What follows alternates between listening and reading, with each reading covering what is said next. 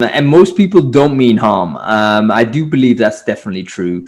Having said that, I think it is important that you don't take bad service or bad experience and tolerate it overly much. At the end of the day, you need to understand where your priorities are and where you need to pay attention and preserve that attention. You can't squander it on all kinds of things. Hi and welcome to another episode of peopleHum interview series. This is your host Vanessa Rose at peopleHum. peopleHum is an end-to-end one-view integrated human capital management automation platform, the winner of the 2019 Global Cody Award for HCM that is specifically built for crafted employee experiences and the future of work. We run the peopleHum blog and the video channel, which receives upwards of 200,000 visitors a year and publish around 2 interviews with well-known names globally every month. We have with us today Hung Lee. Hung is the founder and the award-winning online recruiting platform Workshape.io and now works as editor and community builder at Recruiting Brain Food, the best weekly newsletter in recruitment. He's a recruitment industry professional with over 15 years experience as an agency recruiter, recruitment manager, internal head of talent and recruitment trainer. As the co-founder and CEO, he takes care of product and customer development, sales and marketing, customer success, and user support. With that, we're honored to have you here with us, Hung. Welcome to peopleHum. Absolutely, my pleasure. Thank you very much for inviting me onto the show. Really nice to have you here. So, Hung, you're the co-founder and CEO of the award-winning Workshape.io. So, how did the company come into being, and can you tell us a little about its ideologies? Yeah, I'll be very straightforward. Basically, it's there to try and it kind of emerged because we realized that it was very difficult to have sensible conversations with software engineers, particularly people that have too many messages, too many recruiters, too many people basically trying to get their attention.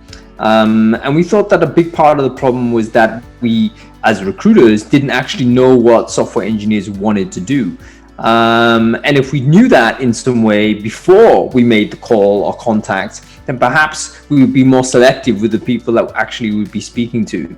If I knew that this candidate actually didn't want to be a senior engineer in this type of company, doing this type of job, then I would save myself and that person a lot of time simply by going to someone else rather than, sending one message out of a 5,000 to try and figure out whether that person was interested. So Workshape basically is an attempt to find out what the person wants in advance of the recruiter call. And to basically describe it in such a way that it made it very easy for the recruiter to understand what that engineer wanted.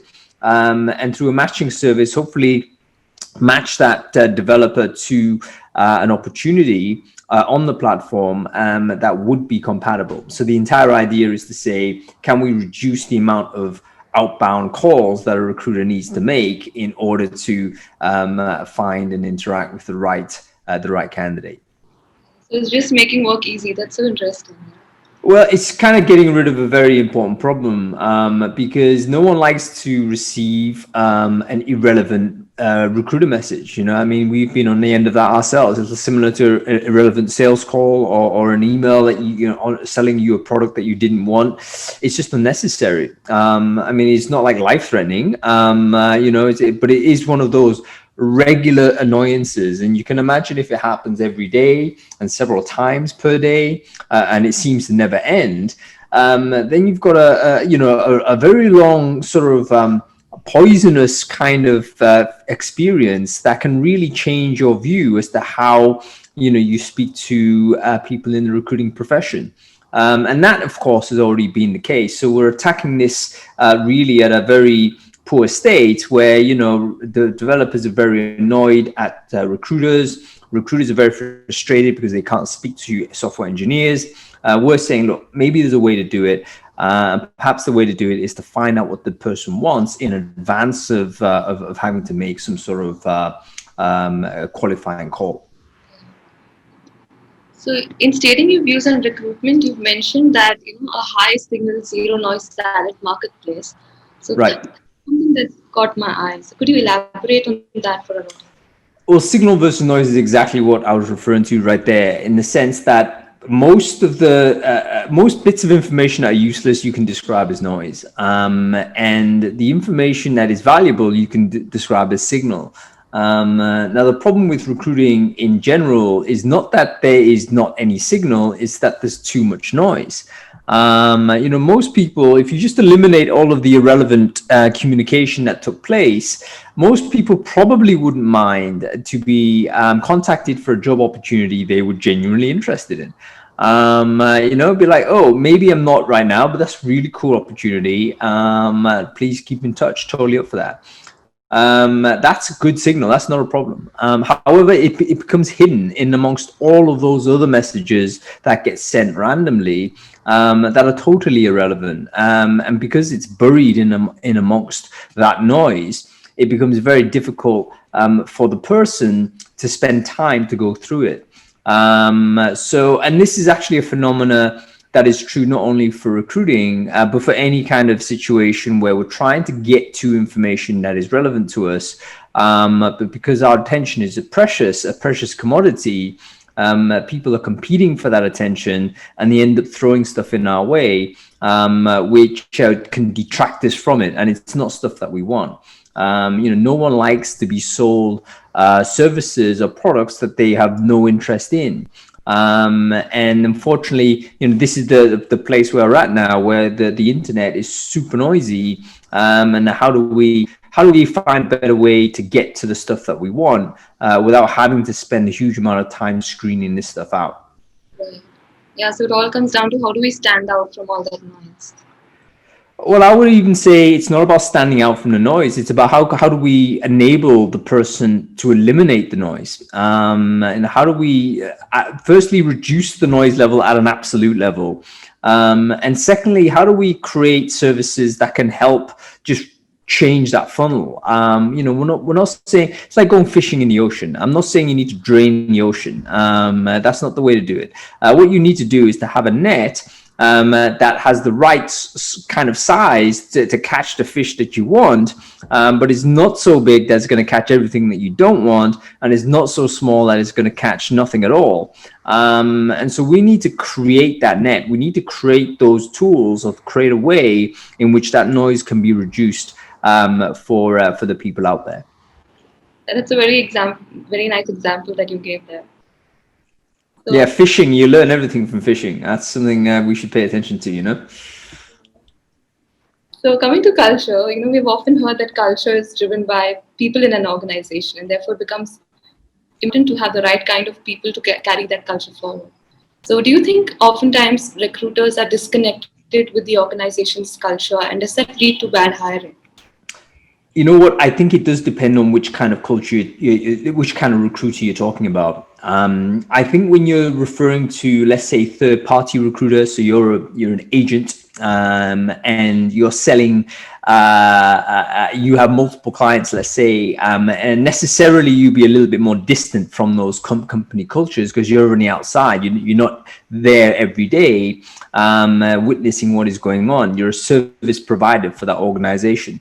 So I think a third-party recruiter will always be a little bit more distant from a company culture than an in-house recruiter, let's say. An in-house recruiter actually may be at the very heart of where that company culture is, because that person will have influence in terms of how that culture evolves. Simply by the people that he or she brings into the company will have an influence on it. I remember back in the day, I've worked as agency and in-house, so I totally kind of can see the perspective from both sides here. But I remember working at a startup maybe now 10 years ago as an in-house recruiter, and your influence of the culture grows as more and more people you recruit. I remember going in when I was like the 7th employee or something. I was not particularly any more significant than anybody else, probably less so than a lot of the other people. But as the company grew to 30, 40 people, hey, I recruited like more than half the company there, including a lot of senior people. And they, of course, then had relationships with me, et cetera, et cetera. And I thought, wow, actually, I do have more influence here than I ever did before, even though my job didn't change in terms of the title, in terms of the grade or whatever. But I had the influence because of the people that were being brought in. So I don't think that's a regular experience for a third-party recruiter. For an in-house person, that relationship between company culture is different, and that's the distinguishing feature. I would say. In answer to your question, no, Vanessa, I would say that the answer is yes. If you're a third-party recruiter, you're going to be more distant, and there's going to be bigger chances of disalignment. Let's say when you are a third-party recruiter. That's a normal and natural thing for being a supplier to of any kind of service, I think. So, Hungry, as we come to the end of our interview, are there any sound bites that you'd like to leave with our audience? I would simply say, you know what? Be forgiving is what I would say, because most people are trying their best, and most people don't mean harm. I do believe that's definitely true. Having said that, I think it is important that you don't take bad service or bad experience and tolerate it overly much. At the end of the day, you need to understand where your priorities are and where you need to pay attention and preserve that attention. You can't squander it on all kinds of things. For instance, just to give you an example, let's say you have a few candidates out there that are very disaffected by the recruitment marketplace right now, and they're very annoyed. Yes, that's horrible, but the worst thing you can do is get involved in dialogue with individual recruiters and start, getting into kind of rancor and antagonism. It simply will have no impact at all beyond you just venting. You kind of got to understand the systemic nature as to why this thing happens, bad experience happens, and what I'm trying to do is work towards fixing some of that. And there's tons of people like me doing that. So yeah, hopefully things will improve as more people pay attention and effort to it. Yeah, that's some great advice. Thank you so much, Hungry. It was a great conversation. Thank you for coming and speaking us with us today. That's very kind of you, Vanessa. Thank you very much for having me.